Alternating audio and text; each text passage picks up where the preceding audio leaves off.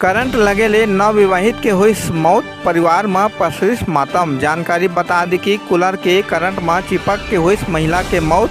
जब हादसा हुई त घर में कोनो आदमी नहीं रहीन और घर के सबो लोगन मन काम करे सेती खेत गए रहीन। मृतिका के नाम राधा भारद्वाज, पति वीरेंद्र भारद्वाज, उम्र 21 साल बताए जावत है। पूरा मामला जैजेपुर थाना क्षेत्र के हरदीडी रहुआ महिला जेकर 4 महीना पहले बिहाव हो रही।